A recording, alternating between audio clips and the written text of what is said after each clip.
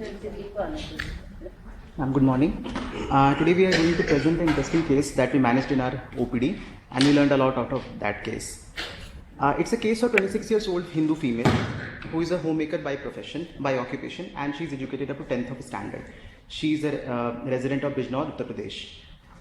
She came to us in our OPD in AIMS Rishikesh in August 2022 with chief complaints of mass at her left lateral border of foot for 4 months, right supraclavicular lymph node enlargement for 2 months, low back pain for 1 month, and a generalized weakness for 1 month. She did not give any history of pain, abdomen, abdominal distension, urinary complaints, or altered bowel or bladder habits. There was no cough, breathlessness, hemoptysis, jaundice, headache, or vomiting, and there was no history of any trauma. Her history of present illness are as followed. About 4 to 5 months back, she noticed a lump on her left foot near the left little toe. It was size of a pea when she noticed it first. It was painless and rubbery in consistency. Gradually, the size increased over another 3 to 4 months, and it was not associated with any aggravating or relieving factors. Subsequently, she noticed a swelling at her left supraclavicular region with a similar feature. It was rubbery. It was again size of a pea when she initially noticed.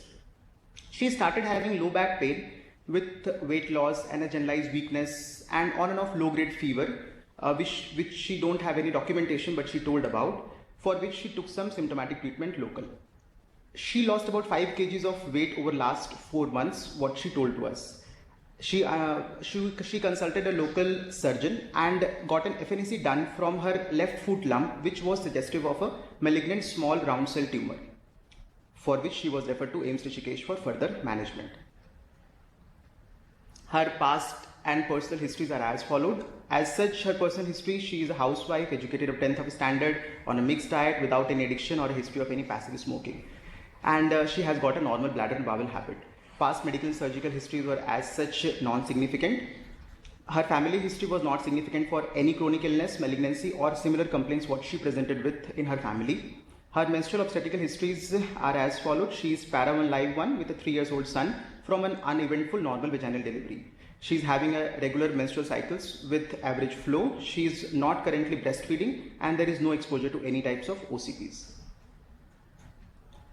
On presentation, we examined her. She is ECOG PS2, which means she is awake, alert, and is active, and can carry out her day-to-day carry out her self-care, but she cannot do any activity or any work because of her disease symptoms. Mostly here she had back pain and generalized weakness, for which she is labeled as ECOG PS2. On general examination, she had pallor, but as such no cyanosis, clubbing, or edema. Right supraclavicular lymphadenopathy was present. Thyroid and breast examinations were within normal limit. Her vitals were normal with a pulse of 82 per minute with normal sinus rhythm, and blood pressure was 122 by 76 mm Hg, and SpO2 was maintaining at room air. BMI was 22.05 kg per meter square. On respiratory examination, she had a 16 per minute of respiratory rate, thoracoabdominal type, with bilateral air entry of normal vesicular breath sounds all over the areas heard. And on cardiovascular examination, first and second heart sounds were heard in all the auscultatory points without any added sounds or abnormalities. CNS examinations were within normal limits. On and per abdomen examination, it was soft without any organomegaly or any abnormality. On musculoskeletal examination, her left foot was first examined. As she told about the history which she started with. On inspection, at left foot, there was a lump of about 4 on inspection. The left foot single round lump or mass with a regular margin was seen at the lateral border adjacent to the left little toe, with a normal overlying skin without any scar mark to any sinuses or any signs of inflammation. On palpation, it was about 4 into 2 cm in size, was non-tender, firm, rubbery consistency, fixed without any inflammatory signs, and lump was adjacent to 5th proximal metatarsophalangeal joint with mild restriction of the joint movement. At that time, we didn't have any exact image, so we just got it made. Then on examining the right supraclavicular region, on inspection, it was round supraclavicular swelling with a regular border and with a normal overlying skin and without any scar mark during sinus or signs of inflammation. It was almost similar to the one that we found in her left foot. On palpation, it was about 2 into 2 cm, which was non-tender, again firm to rubbery in consistency, which was not fixed without any inflammatory signs, and the lump was about 2 fingers above the right mid clavicle and provisionally looked like an enlarged node. There was no such swelling or lymphadenopathy at any other sites, as in cervical, axillary, trochlear, inguinal, or popliteal region. This is again a schematic image of the same what we examined in the OPD in the first visit. Then spinoskeletal examination. On inspection, the spine was normal without any obvious deformity. On palpation, tenderness was present, and it was about 7 out of 10, 10 of the pain score was there, and which was present from D5 to L5 region with a positive straight leg raise test, left more than the right side, and no evident sensory or motor deficit in bilateral upper and lower limbs, which we have seen in the CNS examination itself.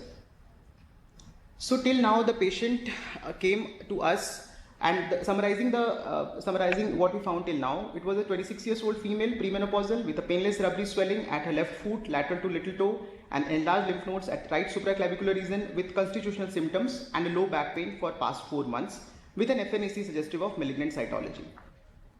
With this examination and an FNAC, it was a very open diagnosis, and till now we had the working diagnosis of most common to have a lymphoproliferative disorder or a metastatic carcinoma or a metastatic sarcoma with spinal metastasis.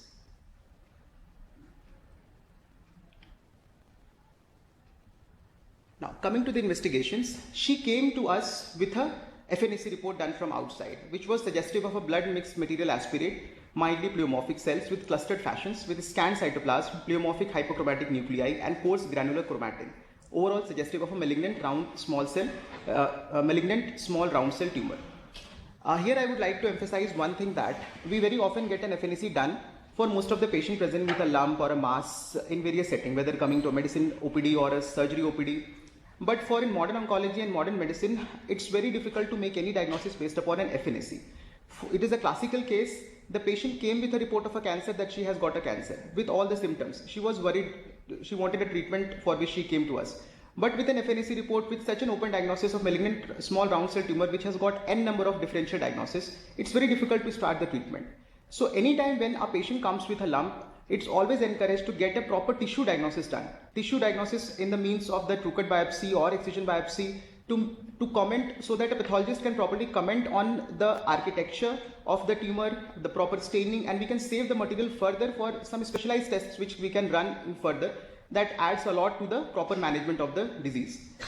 So I would request that whenever possible. So in this particular case, I would like to add a few points to what Nishant already said. She is a young female presenting with sort of these symptoms. She is having classical palpable lymphadenopathy with similar characteristics that we expect from lymphoma. In such case, where we are doing potentially curative diagnosis. So early diagnosis, starting treatment as soon as possible. Like if she comes out to be a lymphoproliferative disorder, then even in stage 4 we are expecting very good response rate and long-term survivals. So if we are getting tissue diagnosis by FNAC, so in every sense that's going to be very inadequate for opinion. Like even if we are making diagnosis of lymphoma FNAC, still we are not going to do any further subtyping, and that's not going to aid into our further treatment decisions. So whatever treatment we are planning, that is going to be delayed. Like even FNAC takes few weeks, sometimes even weeks. Then even we are getting from outside, that can take up to 7 to 10 days. In our center, even if we asked earlier, we take 3 to 4 days. Still, 4 days are lost. So we are not able to start the treatment which is required as soon as possible, especially in lymphoproliferative disorder. So first message from the workup was that instead of offering FNAC, which when she is having 2 such discrete swellings, excision from the primary region or excision from supraclavicular node would have been much better approach. And my pathology man, she would agree that in diagnosis of lymphoma, the lymph node effacement, lymph node architecture, that is very crucial in making diagnosis of subtypes of lymphoma, and then further offering molecular subtyping. In today's oncology, everything is molecular. So whenever we are starting treatment, just making a diagnosis of lung cancer is not enough. Making diagnosis of breast cancer is not enough. Making diagnosis for the sake of lymphoma is also not enough. We need to know what is the subtype of that lymphoma, so that we can start the precision therapy accordingly. And that precision therapy is not in textbook anymore, that is in our clinics. So first learning point from this case, which I wanted to convey, and I wanted to convey very strongly to all my clinician colleagues, that excision or at least true cut is not preferred in lymphoma, but at least excision or true cut should be offered first. If that is not feasible, then FNAC plus cell block will be mandated. So just FNAC is not going to help to either pathologist or clinician.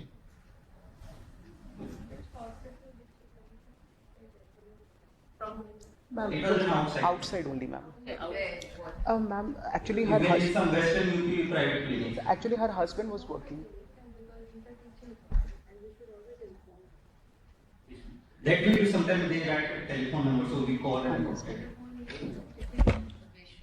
Also, madam, nowadays, Tata Memorial Hospital, Mumbai, they have standardized flow cytometry from lymph nodes. In lymphomas, you can apply almost double the number of markers which you can do on IHC, and that will give the earliest diagnosis of lymphoma.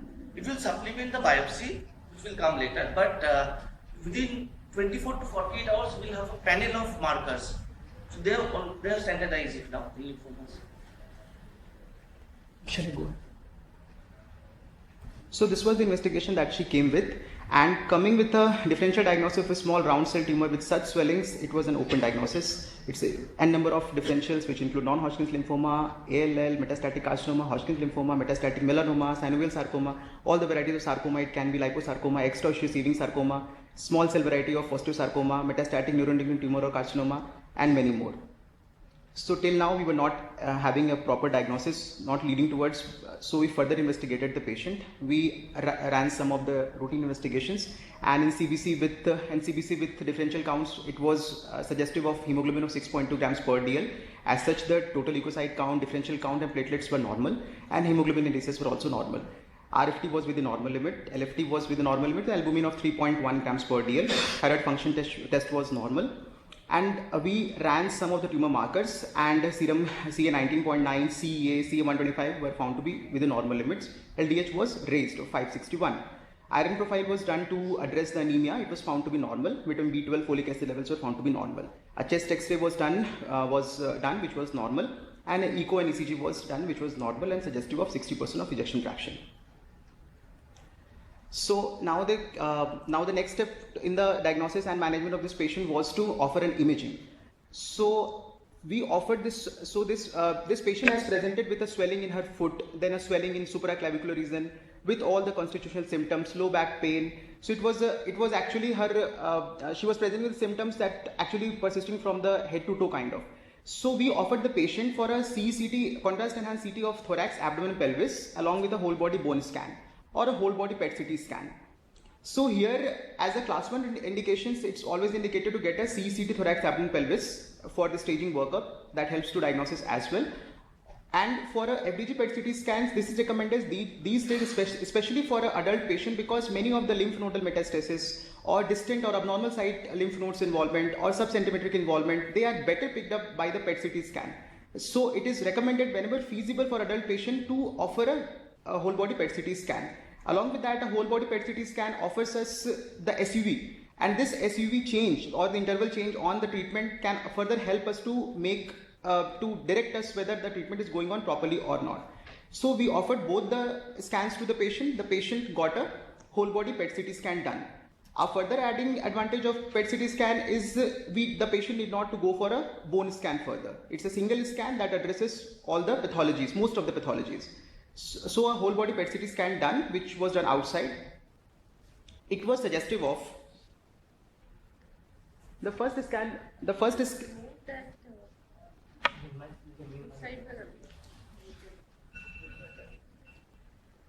scan which was done was on 20th of August 2022. It was suggestive of a FDG avid. There was a strong FDG avid about 12.6 of SUV max at 12.6 of size of 5.5 into 6.5 centimeter right supraclavicular lymph node, and this was the one we examined also and shown in the schematic diagram. And then there was an FDG avid right paratracheal. The whole mediastinal lymph node basins were involved with a pretracheal, prevascular epindow and subcarinal with a strong SUV max of 9.9. Then the spleen was enlarged. And the spleen was enlarged with a strong uptake, with a diffuse uptake, and there was a diffuse uptake in the body and tail of the pancreas. In further images, Why is it on the other side? Images, this is No, actually, he was pointing to it. It's a extensive germline lymphadenopathy, and renal uptake and gut glucose uptake, brain uptake is physiological in PET-CT. FDG ability is physiologically high in CNS tumor, brain tumor, in renal parenchyma and pelvis and gut mucosa. Because physiologically, glucose uptake happens there, or glucose excretion happens in brain. The primary food for brain is glucose. So FDG uptake is physiologically high in this center. What was reported in PET-CT that she was in germline lymphadenopathy with uptake in spleen and lymphoma like lymphoproliferative disorder like picture was presented. And so, Left, right, is switching left. no, that was left only. No, this is left. No, no, it's It's so. That's That right. is right and that is left. And that one is. Left is He was pointing. He was pointing towards opposite side. I think you were right. Ma'am, that was the supraclavicle, right supraclavicle, and this was the spleen.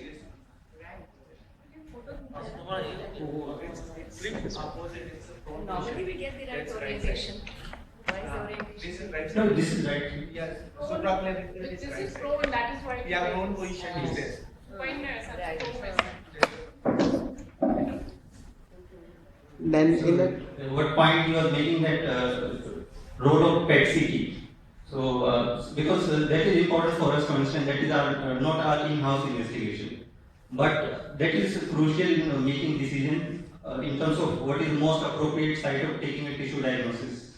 Also, the pattern of SUV uptake will aid in making a diagnosis even before the pathological report. That can aid in making diagnosis. That can help us differentiate infective pathology versus malignant pathology. Most importantly, we need to get at least 2 investigations if we are skipping bone scan. If we are skipping PET-CT, we need to add bone scan in addition to contrast enhanced CT scan. So there need to be 2 dates, 1 date for CT scan, 1 date for PET-CT. Especially for curable malignancy, that's again going to delay our initial treatment plan. And also during follow-up, in such patients, the single investigation will be required to see the response, whether the patient was having any response to systemic therapy or not. So all the across the guidelines, especially when we are suspecting malignancy of unknown primary, PET-CT is always a preferred investigation. And in this particular case, Where is the which center? we are not recommending at any particular center as such, but since there is cost difference between Delhi NCR and Uttarakhand, so usually we ask patients to get it done from Delhi NCR. Ma'am, actually, the husband of this patient was working all in Yashoda. So in Yashoda, he got it done, ma'am. He got some subsidy there, so he got it done there. But so it was So in from Delhi NCR costs around 7,500, it's less than 7,000 rupees. Here in Joligrant it's around 20,000 rupees. So the difference is quite much. So even if patient has to travel to that becomes cheaper if they are getting in Delhi NCR. Then in the coronal section, we can see that there was a FDG ability in solid cystic lesion noted in bilateral adnexa, which was left adnexa more involved with SUV max of 8.6 as compared to right adnexa. And there was FDG avid, omental, serosal, mesenteric uptake and deposits. In the musculoskeletal musculoskeletal imaging, it was MIP, that is maximum intensity projection. We can see that the whole skeleton was involved. It was the FDG avidylitic lesion was shown with the soft tissue components seen in the bilateral skull bones, mandible, multiple level of vertebra, bilateral humeri, bilateral scapulae. We say the bone, it is involved in the patient. So we got an imaging done. We examined the patient. We got imaging done with basic investigation. Till now, we were more focusing towards a disseminated lymphoproliferative disorder and less looking like other diagnosis, or we can label it as a carcinoma of unknown primary with metastasis. So next question was to get a tissue diagnosis done. So for which we consulted the surgical oncology team, and they reviewed the reports, reviewed the images and the patient symptoms, and examining the patient, they decided to get an excision biopsy from the left foot mass. So here also I would like to bring to the forum that whenever possible, it's always recommended in oncology or in other setups also, if a proper imaging done baseline, then we can actually get which tissues to be manipulated, which tissue to be taken. So whenever feasible, get a imaging done properly, and the most, for example, for this in PET-CT scan, most avid site is preferable site to get the biopsy or tissue sampling done. So here, the excision biopsy from the left foot mass was done. How much time since the patient presented? And Ma'am, almost within 20-25 days, we got her admitted. Ma'am, because the patient was traveling for PET scan to outside, and her husband was working there, so he was always requesting to get more time. He was the only sole earner. That was the major reason, ma'am. But from our side, there was no delay. The excision was immediate. Yes, ma'am. The same day we discussed in the OPD. So you did the excision and then sent her for PET CT, so you would have got the report. No, by then. ma'am. Ma'am, she came with the cytology report, and that OPD only we offered for the imaging. Because you had two masses. You Yes, would have ma'am. done an excision and then but then you would have lost the ability of that. Ability, and maybe most appropriate region to get tissue, we would have lost that opportunity. Then the biopsy was done and histopathology came out. It suggested the sheets of small stellate spindled or round cells with scant or deeply eosinophilic cytoplasm with eccentric small oval nuclei with light chromatin patterns and inconspicuous nuclei. Occasionally they showed presence of rhabdomyoblastic differentiation or the strap cells and few cells with elongated tails of cytoplasm suggestive of the tadpole cells. The report was made as malignant small round blue cell tumor. Again, a malignant round blue cell tumor is an open diagnosis. It has got n number of differentials. So for this, we have to undergo some important immunohistochemistry panels and molecular investigations. The same was as followed. And it was something which we were not expecting actually. The patient showed strong positivity for MyoD1 and myogenin with negativity of LCA, CK, CD20, CD3, SAL4, Langren, MPO, and a Ki67 of 50% with a grade 1 differentiation. Overall, it gave us a final histopathology of a non-pleomorphic rhabdomyosarcoma, which we were not suspecting for an age of 26 years old with such disseminated disease, with such symptoms to come as the diagnosis. The LCA negativity, CD20, CD3 negativity ruled out the hematological malignancies, and MPO negativity ruled out the hematological malignancy. SAL4 ruled out germ cell tumors. The Langerhans also, the Langerhans cells associated diseases. So it came up, and CK negativity showed that it is not a carcinoma. So it's a sarcoma of non-pleomorphic variety, rhabdomyosarcoma. So once it's made a diagnosis of rhabdomyosarcoma, its further workup was different from other sarcomas or carcinomas. So as rhabdomyosarcoma is not a single entity, it's actually a variety of different entities inside the rhabdomyosarcoma umbrella. So for this, we needed to get a special investigation for FISH to see for FOXO1 rearrangement. It was found to be negative for this patient. I have discussed later also, the FOXO1 rearrangement actually determines whether the rhabdomyosarcoma variety is of embryonal type or alveolar type. Once it is positive, then it is suggestive of alveolar type variety, and it is prognostically poor as compared to embryonal. For this particular patient, we expected to have an alveolar type variety because of the aggressive nature of the disease, a duration of 4 months only, which was quite short for a sarcoma or rhabdomyosarcoma to present with, and overall adult patient presents with alveolar variety as compared to, not exactly adult, but the older children presents with alveolar variety as compared to the embryonal one. As a staging workup for the rhabdomyosarcoma, its bilateral bone marrow aspirate biopsy is recommended, and there is about 12 to 15% marrow infiltrations, and moreover this patient presented with such strong FDG avidity in the marrow. It was done, but it was found to have no malignant cells with a normal erythro and hematopoiesis, and with a normal hematopoiesis. So here comes the fact that the precision oncology for advanced sarcoma, that all the sarcomas are not same. We were not expecting such diagnosis for this age group patient, and getting such diagnosis actually brought so many things in the table, and we had to decide the further management for this patient. So RMS is not similar to other sarcomas. Its staging and workup, and staging of workup includes two important parts. First of all, a proper staging, which is not the classical AJCC staging, what we do for other soft tissue sarcomas or the solid tumors. It's different from them. And the second thing is that we have to risk stratify the disease. Since this is a pediatric, since this is mostly defined for the pediatric population, risk stratification is important, as the treatment is risk-based treatment is actually done for the rhabdomyosarcoma. So for TNM staging system for the rhabdomyosarcoma includes important points that are the site of the tumor. What is the site? It is described as favorable sites or unfavorable sites. Whenever it is a parameningeal sites, they are always unfavorable. And second thing is that the size of the tumor. As here we can see, that the size is described less than 5 centimeter or more than 5 centimeter.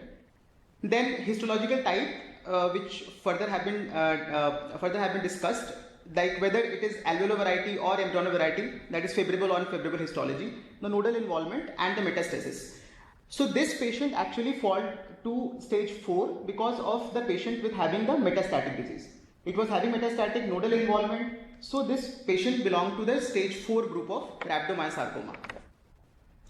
Next was as I discussed, that we have to make a prognosis, we have to make a risk stratification prognostication for this patient. So this patient, which includes the prognosis, which includes the stage of the disease, what we have staged as stage 4 in the previous slide. The stage of the disease, the clinical group, actually this clinical group comes from the surgical-pathological outcome. So since this patient was not amenable for any surgery till right now, so this clinical grouping was not done for this patient.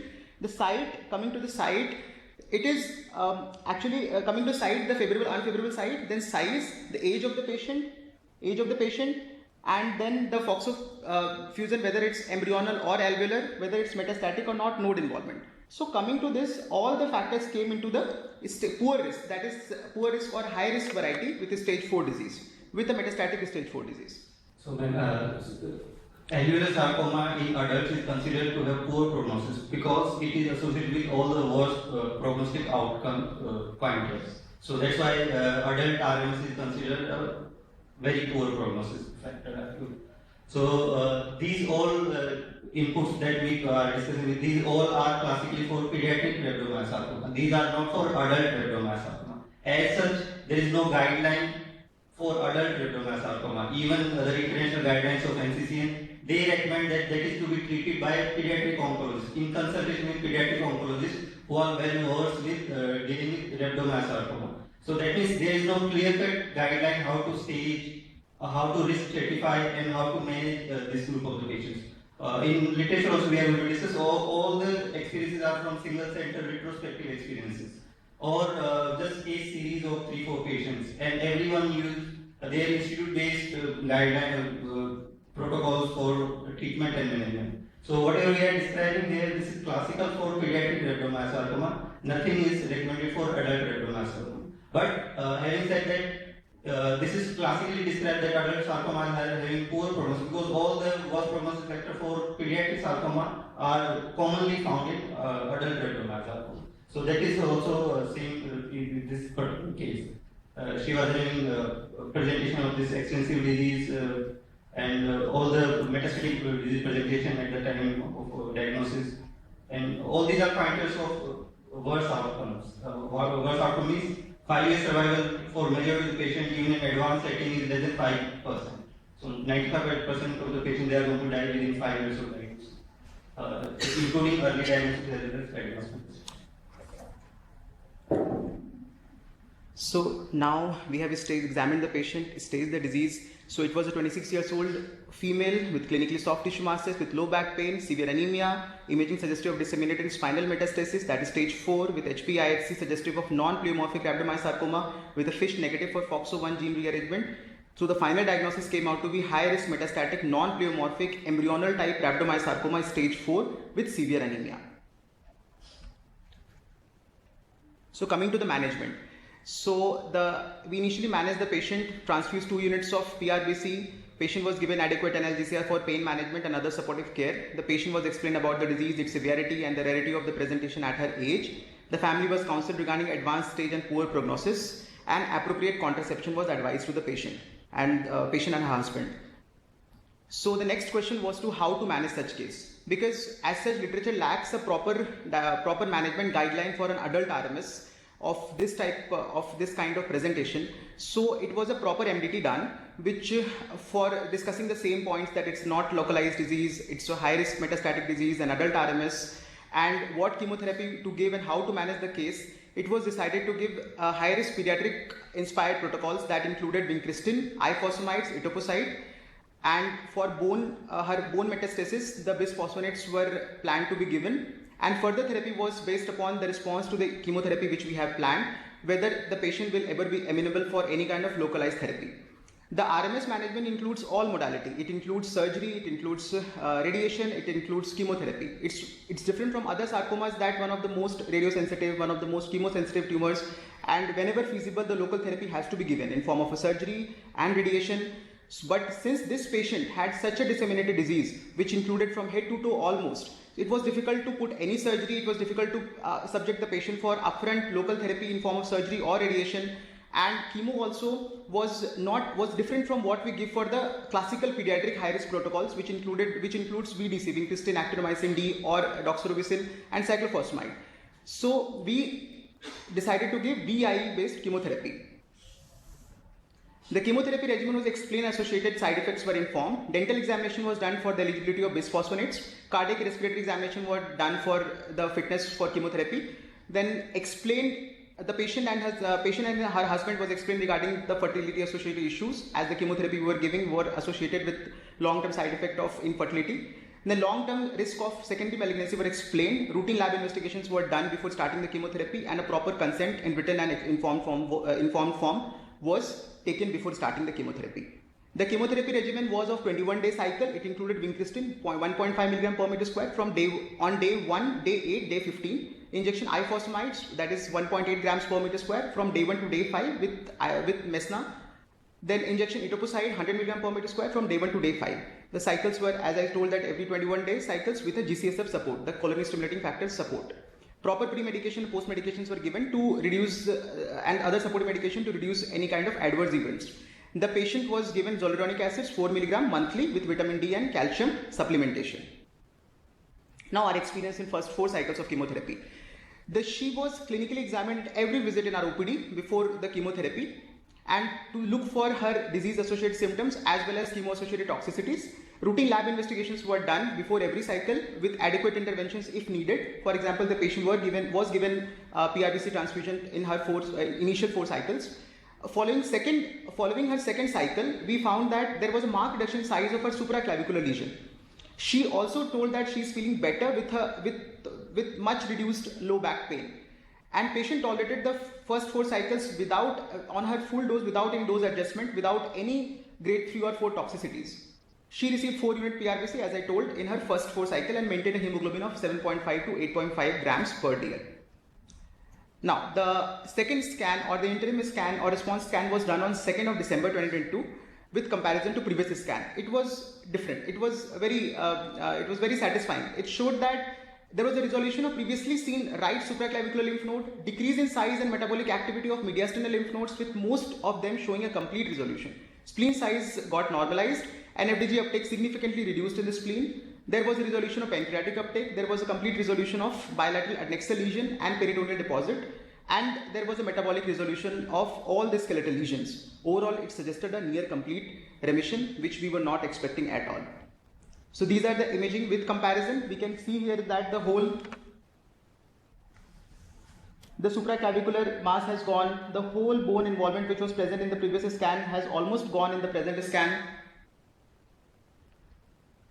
We see the pancreas, we see the paratracheal, the whole mediastinal pool of lymph nodes, the bones, that has completely changed in the new scan.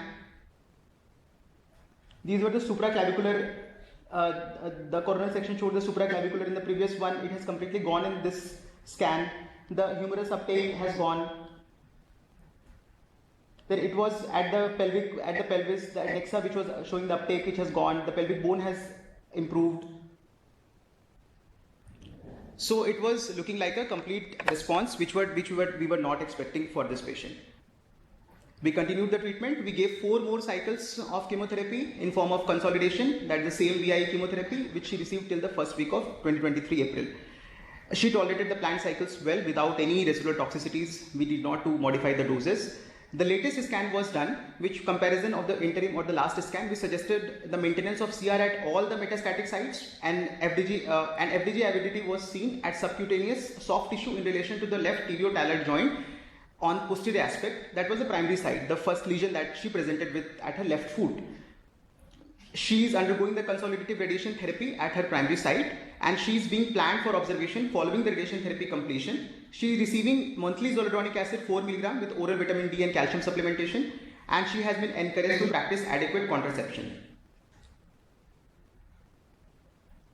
The plan of follow-up, it was different from what we do for the pediatric age group, since the disease was different and the presentation was quite different. So in view of poor prognosis and high risk disease, a close follow-up was planned. 3 monthly OPD visit for clinical examination for disease and chemotherapy associated long-term toxicities or side effects, routine lab investigations in the visits. 6 monthly imaging has been planned, and investigations and imaging as and when clinically indicated.